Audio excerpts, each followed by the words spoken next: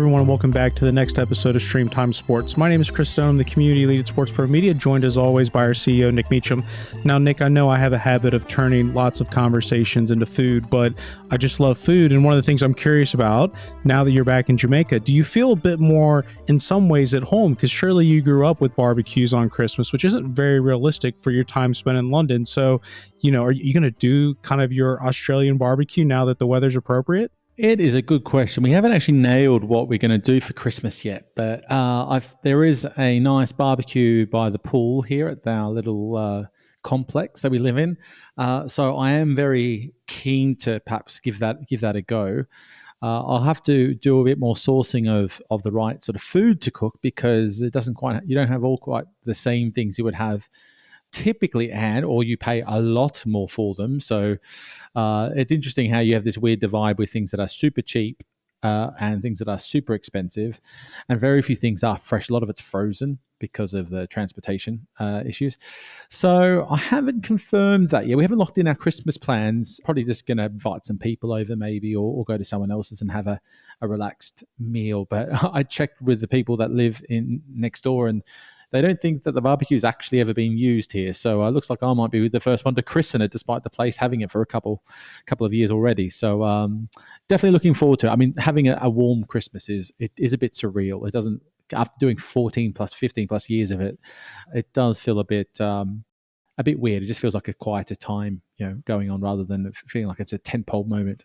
Well, I've never had a warm Christmas, so I've literally got no idea about it. Typically, we're disappointed if there's no snow, so I just thought maybe make you reminisce to your childhood memories, It's still weird, though, because we're buying some Christmas decorations, and there is a lot of stuff that has like snowy features, which just don't feel right here. There's like a wreath to hang up on a door, and I saw that it's got fake snow on it. I'm like, well, that just does not work here. Like, at least lean into the fact you can have Christmas decorations, but lean into the fact it's 35 degrees outside. I mean, our Christmas tree this year is going to be a palm tree, just to lean into. I was just about to ask that question. Is it a Christmas palm tree? Because I don't even know, do they even have evergreens pine trees? I don't even know. I've seen a few have popped up. They cost about 15 times the price of what you would pay in the UK, probably because there ain't many on the island. But we're just leaning into the palm tree for now. It's looking okay. It doesn't give quite the same vibe, but and it's a little harder to hang things up, like wrapping lights on it and things. But we're getting there. We're inching forward. So this weekend we're going to do a proper final decoration run to get it all done and dusted for Christmas time. Well, I'm sure, like I said, it will be plenty enjoyable. There'll be lots of things to do. I'll be up in Yorkshire, so it'll probably be wet and rainy. But there is a very nice local pub next door, so I'll probably just be having lots of pints of Guinness. Well, that's the good thing about the UK, right? If you don't have major plans, you can just go out to the pub and have a nice Christmas lunch, and that's quite nice. You don't have to feel like you've got anything majorly organised. So, if in doubt, go to the pub is a great UK tradition. Oh, yes, very much so. So today for this episode, Nick, we're going to look back again at some of the things that were covered in Madrid. And I had the opportunity off stage to speak to three individuals, all kind of coming from slightly different spaces within the sports media background. But they did give us an opportunity, because sometimes when we have speakers on stage, they're sometimes on a panel. So they're speaking more broadly about a specific topic. Whereas with these interviews, had the opportunity to dive a bit more specifically into different things that they're covering. And within those, we're just going to kind of break them down a little bit, give our little bit of thoughts on those. And the first one I spoke to was Pat Kelleher, who's an executive producer and VP at the NFL Films. So one of the things, if you're not aware of the NFL, there's a hell of a lot of amount of original content that they're producing. I think Quarterback was the one that came out this summer that everyone was talking about, Patrick Mahomes, Kirk Cousins, and Marcus Mariota. He was talking about all the series you see on HBO, like Hard Knocks or All or Nothing on Amazon. The NFL actually films those, and they just simply have those other platforms distribute them. So actually all that stuff that you think is being produced by them or those platforms, there's actually being produced by the NFL. It's a really interesting conversation. And, the first thing, and I'm actually going to put you on the spot here a little bit, Nick, Pat being based in New York, long time, he actually spent all 3 days in Madrid. And I kind of asked him, what was your biggest takeaway just coming to Europe, having been at such a monolithic organization like the NFL and the USA? And I know we just had our Madrid event, Nick, but our New York event's going to be coming up very shortly. For you, Nick, when I asked the question to Pat what he saw as the differences between the US and Europe, do you have a quick sort of whip around, having us had our New York events versus our Madrid events, sort of what your takeaways are on that? Well, from a city perspective, you get a lot more tapas and a lot more sangria in Madrid, that's for sure. Yeah. But from a business perspective, I think the biggest thing that actually I think is underrated and kind of lost on some people sometimes if they're new to the industry is that a lot of the key decision makings on approach in the US are done centrally. All the franchise owners and the leagues get together to make major decisions, and there's really only 5 to 6 big leagues, right, in the US. So a lot of those decisions, a lot of those major deals are all done and sort of strategic decisions, not necessarily all deals, but strategic decisions are made all together centrally as one sort of cohort. And everyone's looking longer, much more longer term. Whereas what particularly tech companies find when they try and infiltrate Europe is it's so fragmented. No one's working together. It's actually quite the opposite, where most teams are like trying to act like Fort Knox in terms of their strategies for whatever reason to hide it from others. And if you want to either do commercial deals with different sports properties, it's so much more difficult across Europe, even though there's a lot more professional organizations in those markets. So I think that's the thing I always look at is it's so fragmented. Everyone's got a different approach. Everyone's at different stages of sort of their approach to digital transformation and how they do tackle opportunities around digital media, fandom, e-commerce, etc. That's a big hurdle to overcome. Where I think there's a lot more consistency across the major leagues relatively, at least from a league by league perspective. Now, one of the other questions I asked Pat actually had nothing to do with the NFL and was actually about Formula One, because we're talking about original content and, Drive to Survive being one of the things that is constantly thrown around. Pat, and you'll hear it in his own words, he actually questioned whether or not Drive to Survive was actually all that successful and how much of it is just really good marketing by Formula One to talk about some of the popularity. And I think part of this comes to, not to put words in his mouth, he is American. So I don't think Formula One is, necessarily as popular over in the States as it is in Europe, despite the fact that they are seeing increases in their broadcast rights. But, you look at potentially some of what happened with the Las Vegas event, and you could argue, was it maybe over ambitious in some of their goals? I don't know. But I asked him if he was concerned about an original content bubble bursting, looking at Drive to Survive, to which he replied, no. People in America love the NFL. They love football. We literally couldn't give them enough content if we asked. But it was interesting that he was actually a bit more pessimistic on sort of how successful, impactful Drive to Survive has actually been if you really dig into the numbers and how much it's swayed in America. So I'm just curious, from your side, you agree, disagree with that sentiment? I think maybe the bubbles burst a little bit on its impact now, but I think the impact is definitely real. Like I remember when we've spoken to even Ian Holmes at the time, and I've spoken to a number of times over the years, they have been overwhelmed with its performance, and now they're sort of trying to take a bit more credit back on there's some great strategic decisions that the F1 have made around marketing, which has helped a lot of that. So I think they have really lent into that sort of events-based society that we live in, which I've raised a couple of times here, where particularly younger people, those Instagram moments they're all looking for, if they can create this environment that F1 is the ticket to have, then that really helps them get new fans and casual fans interested in coming along to events they historically wouldn't have been interested in.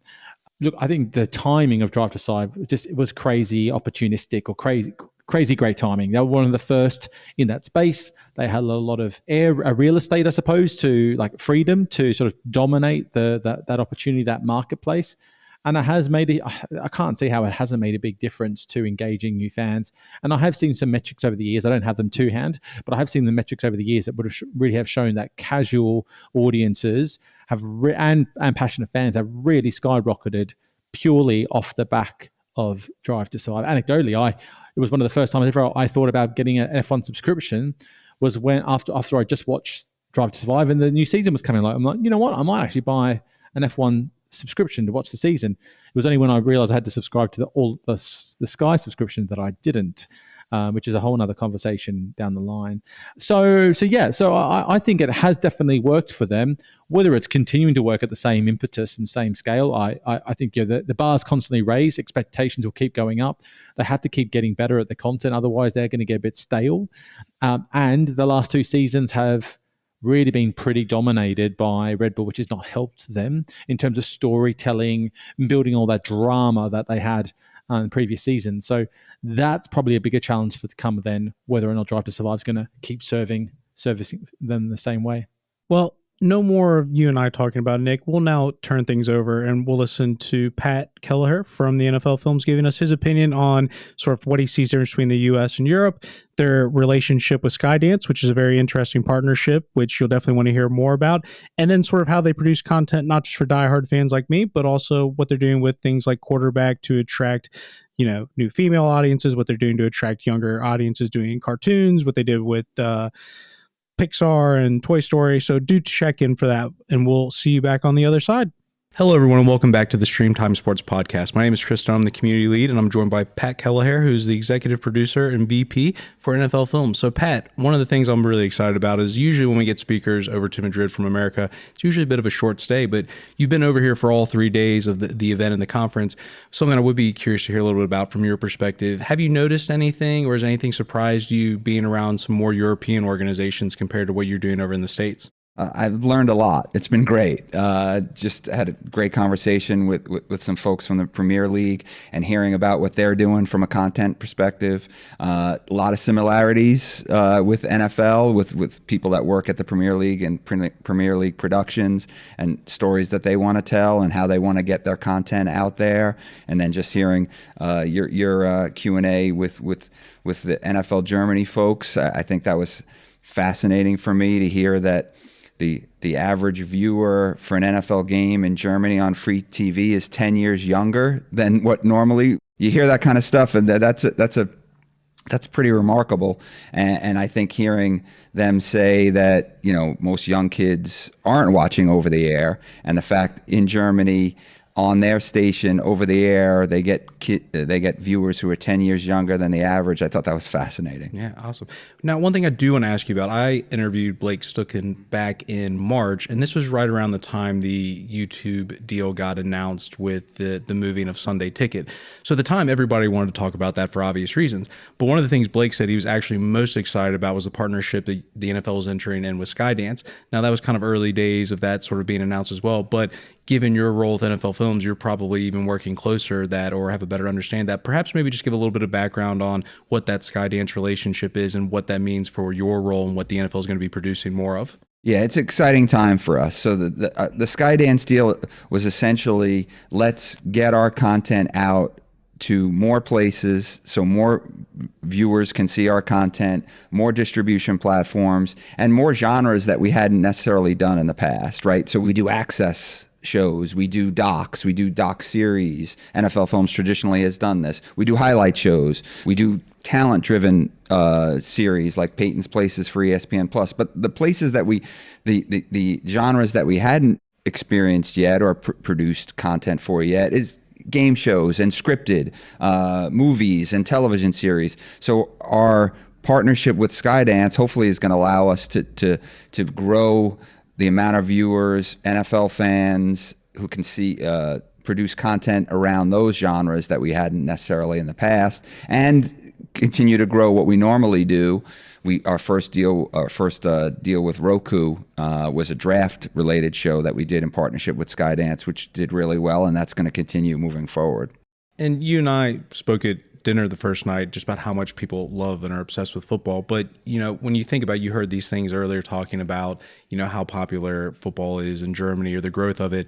How do you see your role in terms of the content you guys are producing? Because obviously I would love to have a 52-week NFL season, but that's just not realistic. So the content you guys produce, like, how do you view that? Because we always think of live as being the key component, but it actually makes up a small portion of the calendar year. Yeah, so live is king, right? Our games are pretty popular, right? But what we try and do with our content is to spread it around the 52 weeks. When we meet with Netflix and we're talking with them about concepts for a series, we started those conversations, maybe 5 or 6 years ago. What is the series? What is the content?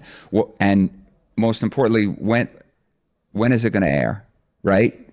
We have certain times of the year, early August, late July, that's Hard Knocks time. So when do we want these shows to air? And we like to spread them out throughout the calendar year, and I think we've done a pretty good job of that. And I'll give you credit. This is the one thing I've said to everyone that will listen to me, and they're probably tired of listening. What the NFL, I think, is done perfectly is there's not a month in the calendar the NFL doesn't have a talking point. So season starts in September, Super Bowl runs until February, March is the combine and free agency, April is the draft, May is rookie OTAs, June is full team OTAs, and then July is the start of training camp, and then August is preseason. There's literally not a month that I haven't listed, and I genuinely think, like, when I talk to people about the NFL, like, yes, the sport is great, I'm biased, but I think what the NFL has just done compared to everybody else is just this idea, this dedication to being a media business, and that you can't just be the 4 or 5 months of the season. You've got to be in people's ears all the time. And I think that's really what the NFL has done better than anybody else, is making sure that there's a talking point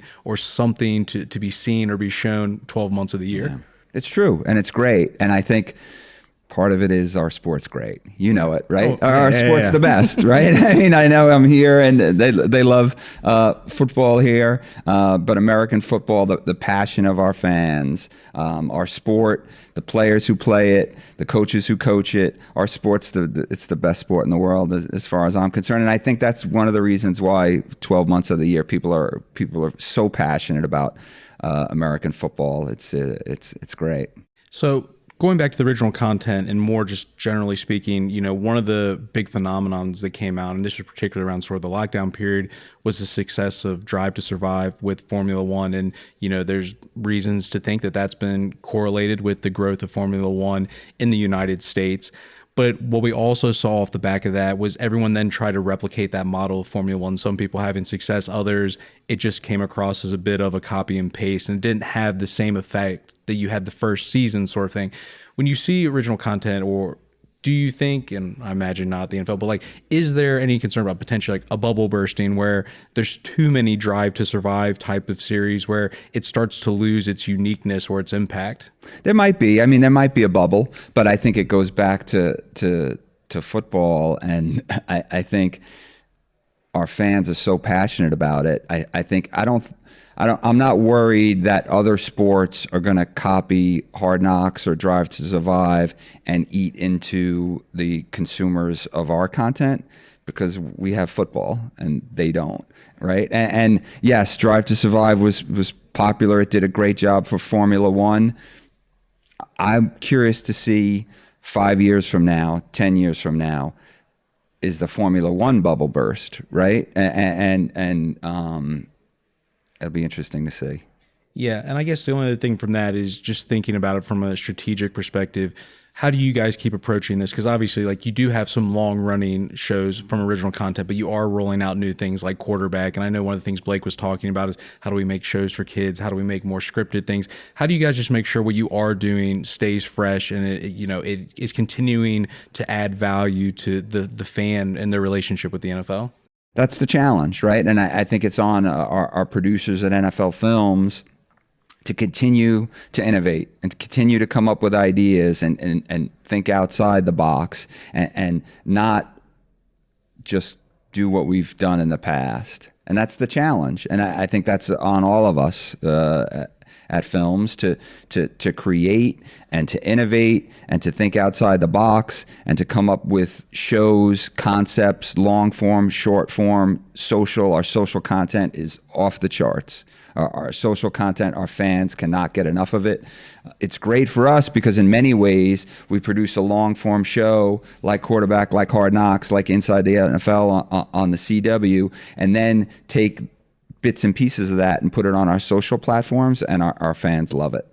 Yeah, I mean, it was pretty incredible. Blake showed some infographics from the Super Bowl, and it was something like 8 billion impressions across the different channels, which is quite wild. The last question I will ask you, and this was a anecdotal story that I shared with you, and just curious if this is a conscious decision by you guys, or if you're thinking about that. When we were watching Quarterback at my house, my wife and I watched it, and I had a certain experience, but we got halfway through the first episode, and my wife was like, "Is this a football dad show?" Because all of a sudden all the main quarterbacks in the show were all either talking about expecting to have kids or talking about their young kids. And now all of a sudden my wife watches 3-4 episodes, not because of the football, because of that family aspect. When you guys think about creating that content, do you think about there's a hardcore fan that loves the football, they maybe don't need this, but this is potentially opening up a new audience that isn't already into the NFL? For sure. Your wife didn't watch all 8 episodes. She only watched 4 or 5. We only watched 4 on the first day.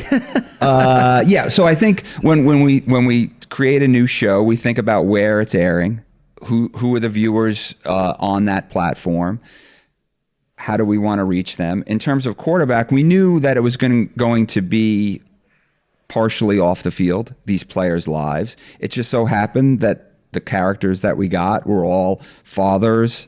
Marcus was expecting, Patrick was expecting, Kirk obviously has 2 children. So it was a little bit of a coincidence in regards to that. We didn't go in saying, okay, we're going to make this show about dads. It evolved to that. But we did go into it thinking, okay, this is for a broad audience. This isn't just for football fans. We want to appeal to both, right? And I think we do. I don't think it's that different. Like I think an NFL fan, a sports fan, they want to have access to Patrick Mahomes, and in a show you can demonstrate Patrick Mahomes' incredible ability on the field, hear his wireless microphone talking to Max Crosby, and then go home with him, see his family, see how he balances that. And I think that appeals to a lot of people.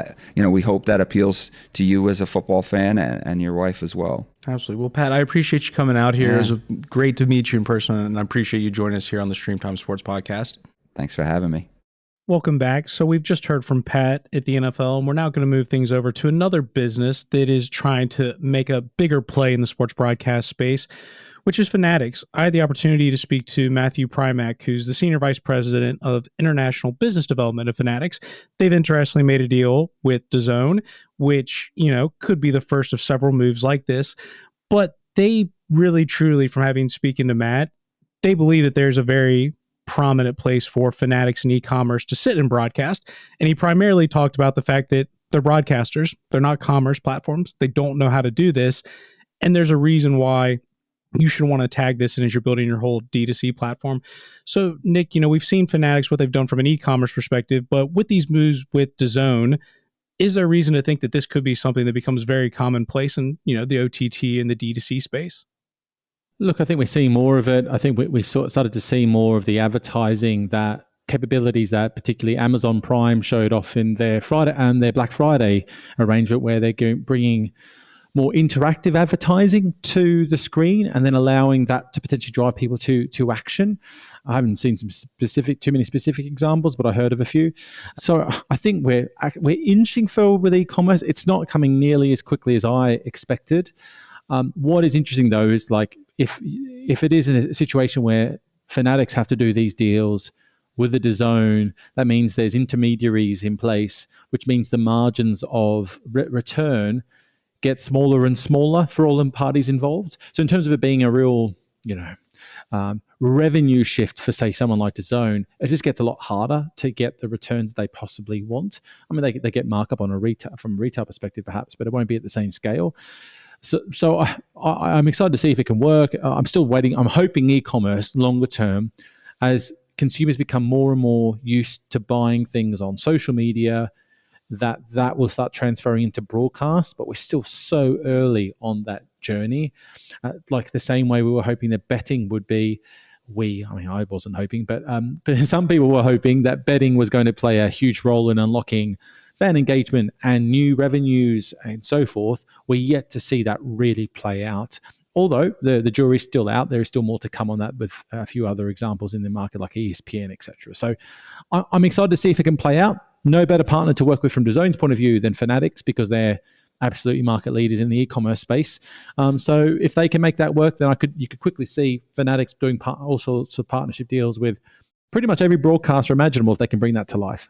Well, interestingly, Fanatics, and we didn't talk too much about it in my conversation with Matt, they do have a betting component of something they're trying to expand to their business. And also within the collectible side, they're also looking sort of into the Web3 space.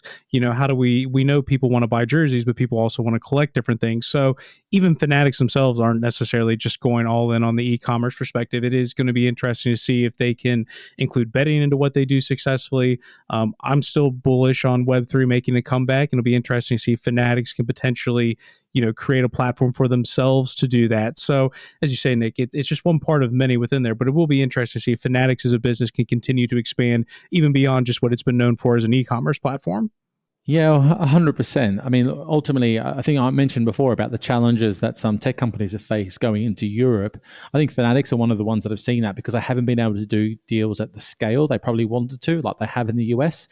So that relationship with DAZN allows them to have more of a holistic macro style deal, which can have impact across a whole host of different sports properties. So if it works, and I think it does change the game for them a little bit in terms of expanding their market share in Europe, but they've got a long way to go to prove that that's really going to move the needle for European fans on DAZN, that's for sure. And you should definitely tune in and stay tuned into Matt, because he does talk a little bit about that as well, specifically the recent partnership that they have with La Liga specifically, and how La Liga may be the first of several leagues that they look to set up, and then going from individual league deals to then working themselves down to individual team deals. So yes, we do talk about that as well as the relationship with DAZN. And I will say there's some really great statistics on what happened when LeBron James broke the NBA scoring record that you'll want to hear. So Matt's going to go through those statistics and all that, and we'll see you back on the other side. Hello, everyone. Welcome back to the StreamTime Sports podcast. I'm now joined by Matthew Primack, who's the SVP of International Business Development at Fanatics. Now, Matthew, my first question is, were you able to attend Michael Rubin's white party? No, I wasn't privileged enough to get an invite to that, but I know a few people who did, and they had a very good time, I can assure you. Yeah, I saw my quarterback, Joe Burrow, out there. It does break my heart a little bit now that he's got the wrist injury, but it definitely looks like possibly the most exclusive party that took place this year. Yeah, quite possibly. Yeah. Well, very interested to speak to you today because this used to be the Sports Pro OTT Summit. It's now been switched to Sports Pro Madrid, partly, in fact, because OTT is just simply one vertical within the digital space, and e-commerce is becoming quite a larger part of that, I guess you could say, funnel and how all these digital ecosystems are working. So, why does it make sense that streaming platforms are offering e-commerce to their viewers now? So obviously the streaming platform is driven by good quality content and retention of the fan. E-commerce provides the fan with a product that they're excited about, they're passionate about, and that deepens their affinity with their favorite club, team, sport, or player. And so if the streaming platform has both the content and the product connected in one place, the fan gets more and they stay longer. Yeah. And, this kind of leads on to the next question. You're seeing more and more platforms try to truly become a D2C one-stop shop. They don't want you to necessarily leave the actual platform. They want you to be able to stay within the platform. So what role can Fanatics play within that? So one is providing an always-on, accessible, wide and deep assortment of product that fans are interested in. But number two is in those hot moments, those really sexy sporting moments when something happens, the fan is super engaged, and they want to make a purchase. So great example, just this weekend, there was a player called Garnacho at Manchester United, scored an absolute world-class overhead kick. And within mere moments of scoring that goal, we saw sales of Garnacho products accelerate by nearly 250%. He became the number one back of shirt name product for the whole team for Manchester United, beating the others by almost 25%. And his day-on-day sales nearly tripled. So being there in that moment when Garnacho performs an incredible piece of skill, the fan wants to be part of that. They want to buy into it, and we provide the means to achieve that. Yeah, that's absolutely incredible. And it kind of reminds you a little bit of the hype behind sort of the Dapper Labs moment, selling the moments when those sorts of things happen. So to be able to hear those stats sort of, in real time, how that impacts things, absolutely incredible. Specifically though, you guys have set up a partnership with DAZN. What is that going to look like in terms of the way Fanatics will sort of embed itself within there? Yeah, so to your point earlier, the streaming platforms want to be a one-stop shop. They want to be a digital hub for all things that the fan's looking for. And so our partnership with DAZN is about powering their retail proposition, providing them with access to the product. They're not a retailer. We are a retailer, so we can manage that for them. And then it's deeply embedded, and it will become more deeply embedded over time as the partnership matures. So right now, if you go onto the DAZN app or you're on the DAZN platform in certain countries, and it will go worldwide, you'll find access to products alongside media content, and then ultimately an integration of the two. Now, with your job title, what are Fanatics' global aspirations? And, looking at something like the recent partnership with La Liga, is that a first step in sort of what that overall strategy looks like? Yeah, I think if you pull together a few of the threads of our recent announcements over the last 12 to 24 months, you'll start seeing a pattern and how important international is to Fanatics. So, we have a long-term partnership with the AFL in Australia, multiple soccer teams and baseball teams in Japan.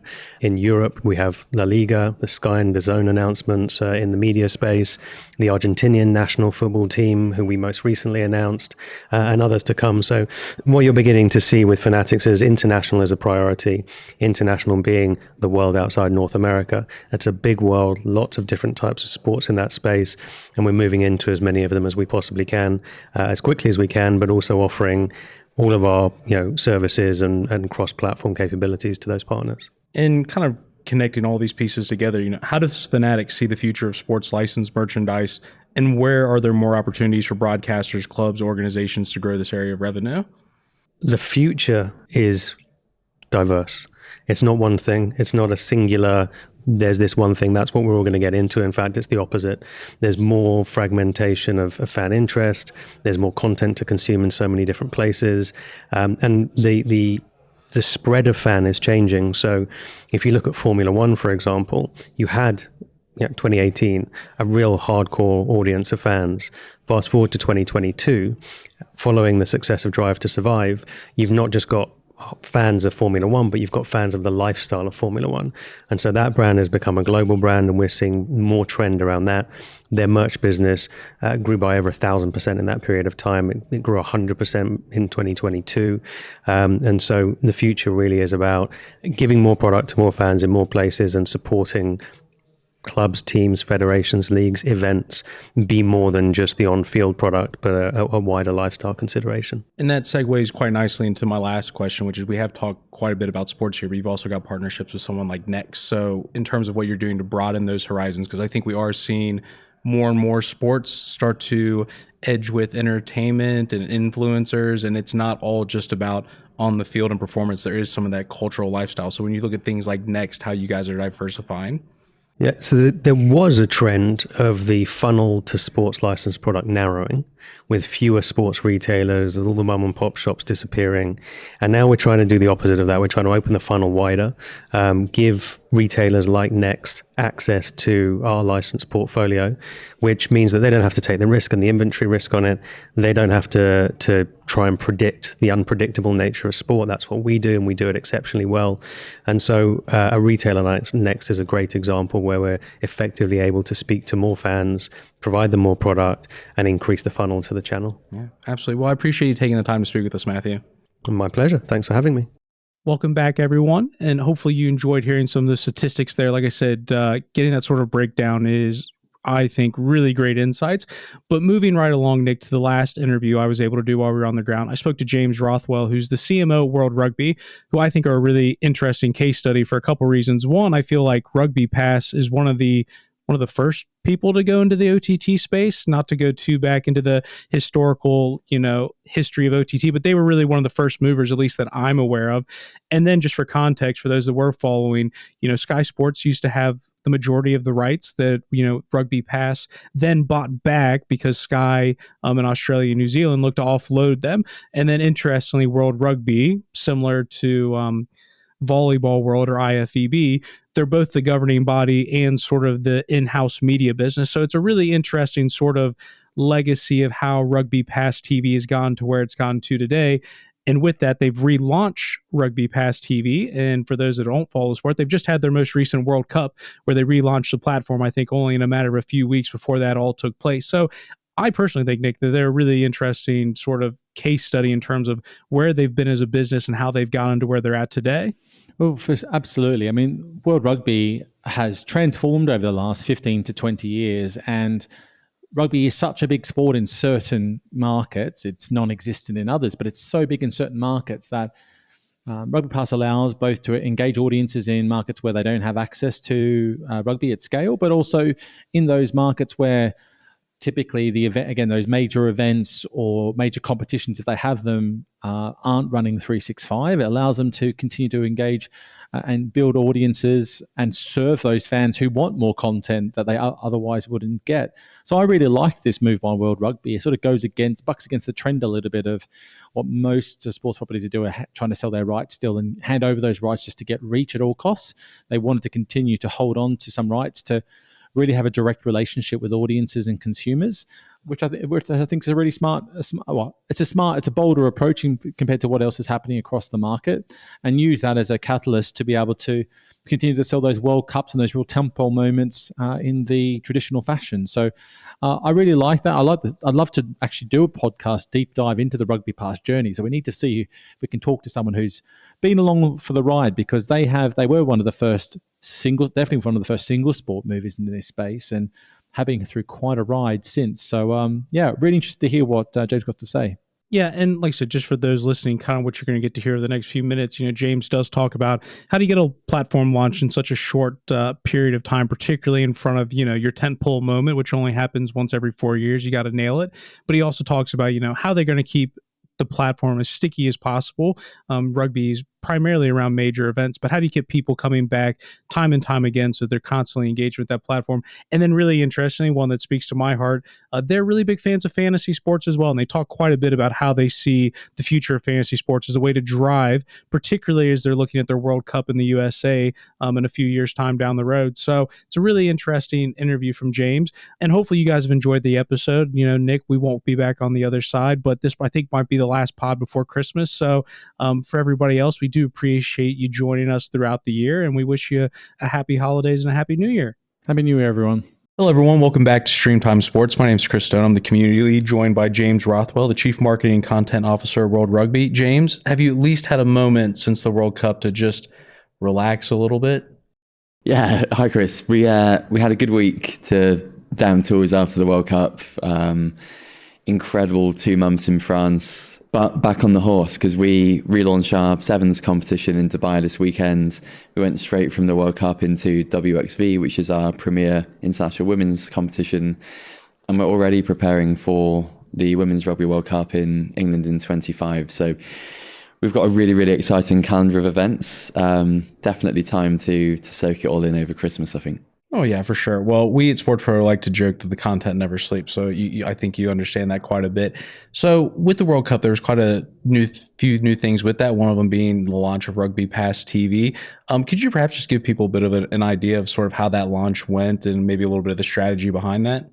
Yeah, I mean, maybe to start with the World Cup as a window. The Rugby World Cup is the third biggest sports tournament in the world.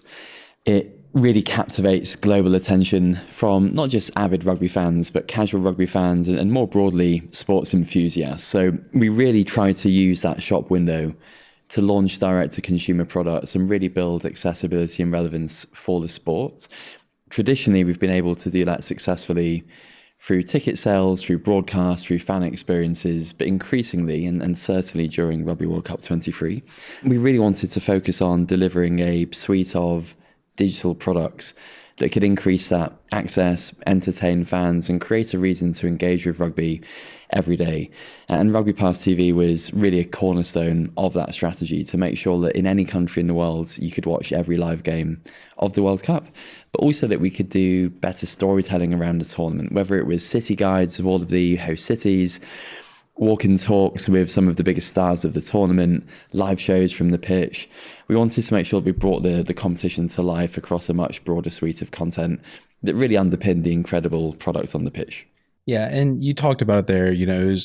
My understanding is, you've got linear broadcast deals in several countries, and this was a way to supplement where it wasn't necessarily deals in place. But when we speak about this, it used to be the Sport for OTT Summit, but now we almost talk about OTT as it's not that it's lost, but it's now a part of a larger digital strategy. So how do you see the Rugby Pass TV fitting in with what you're doing from a linear perspective? It's just one part of the broader strategy, I'm assuming. Yeah, I mean, broadcasters have played an absolutely incredible role in building the brand of rugby, the reach of rugby, the promotion of rugby over the last 30 years. And we're incredibly proud of our broadcast relationships and hope to grow those over the coming 30 years. The reality is that we don't have a broadcaster for rugby in all 190 countries around the world. So we had all streaming rights for the Rugby World Cup in almost 50 countries globally, again, to really make sure that fans anywhere in the world had access to the competition. But we also want to supplement and help to grow broadcasts with our additional programming. You know, the live show that we ran on the pitch before and after the game drove tune-in, drove excitement and awareness for the match that you could watch on TV. Analysis shows kept engagement running every day during the tournament to build anticipation for the next weekend of matches. Some of the behind-the-scenes content and the documentaries built outside interest in some of the players, coaches, match officials that again helps to drive people towards the broadcast product at the weekend.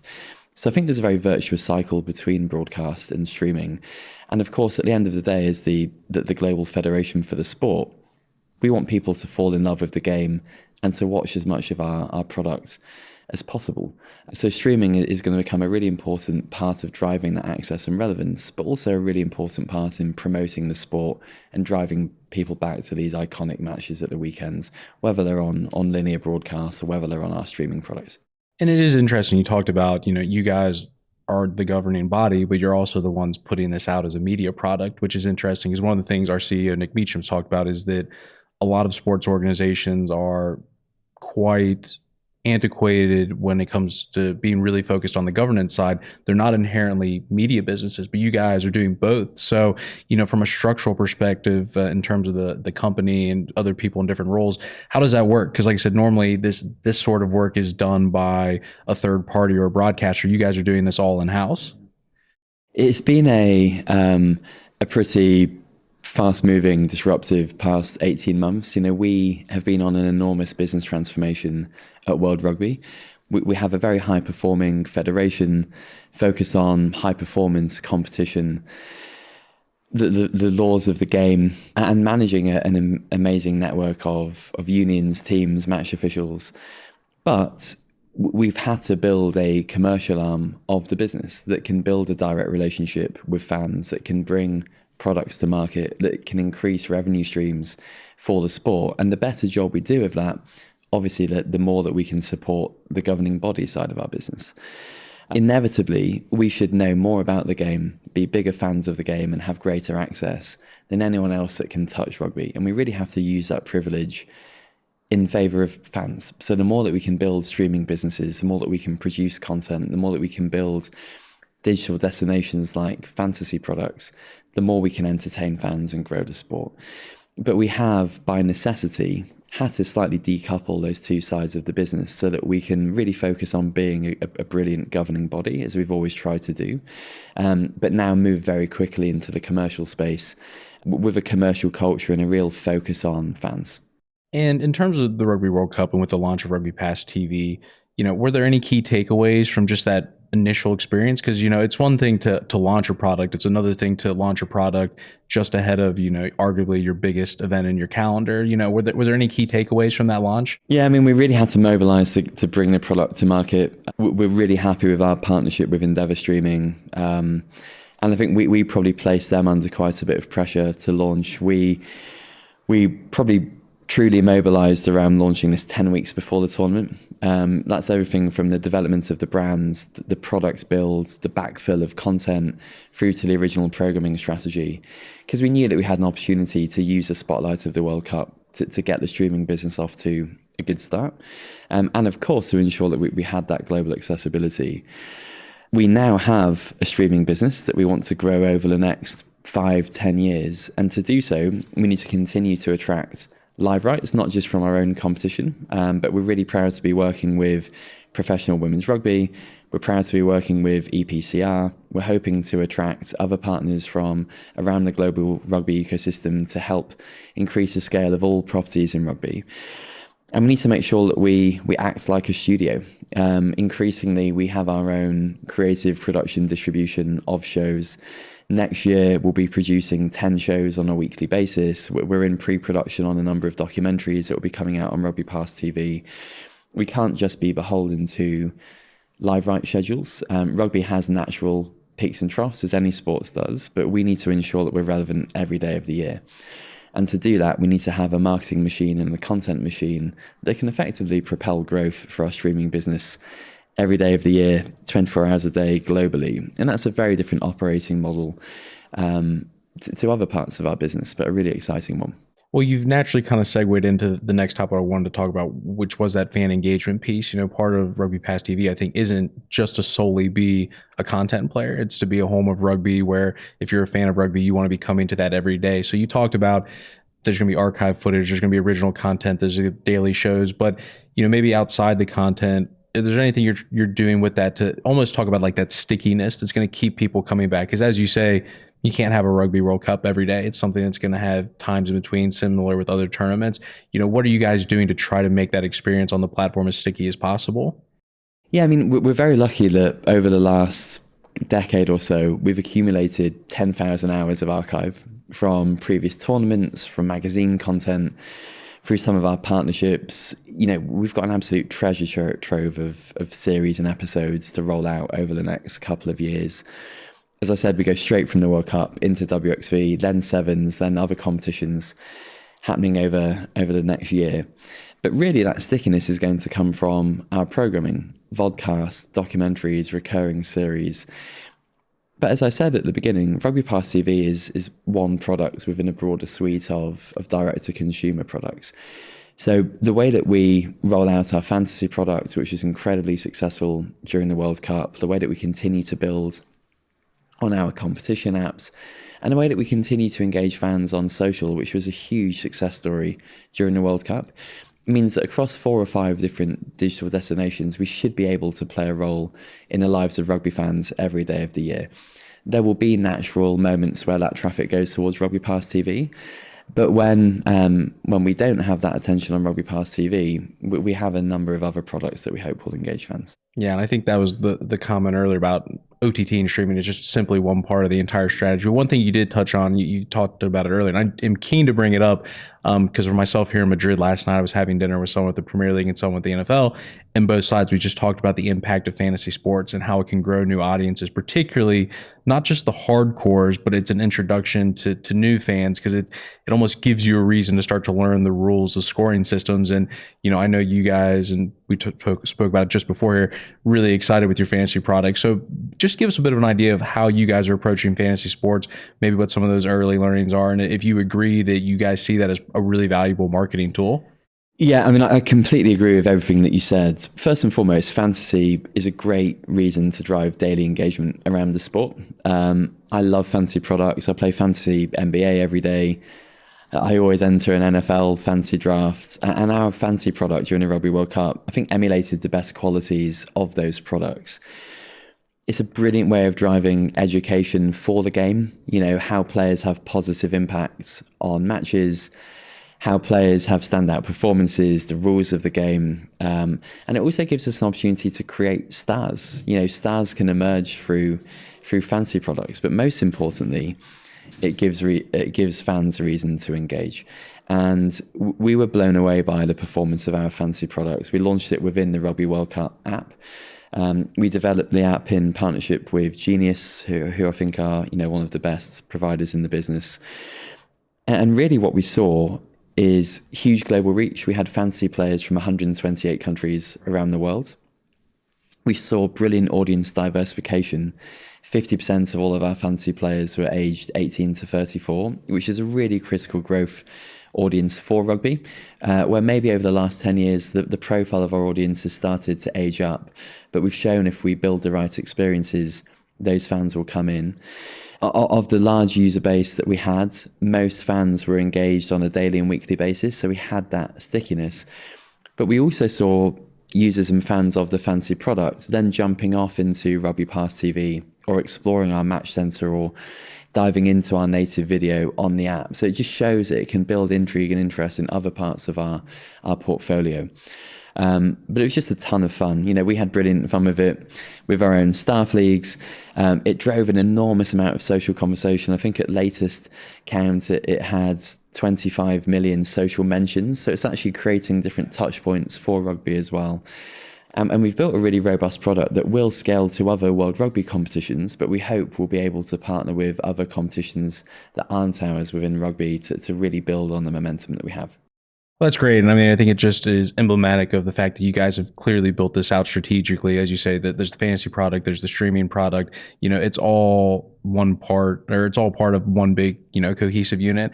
Well, James, I appreciate you. I know you've got a busy day here in Madrid, but we do appreciate you taking the time to speak with us on the StreamTime Sports podcast. Thanks for having me in. Before you go, myself and Nick would just like to thank you for tuning into this episode of StreamTime. If you found the episode insightful, please make sure you like and subscribe on whichever platform you listen to.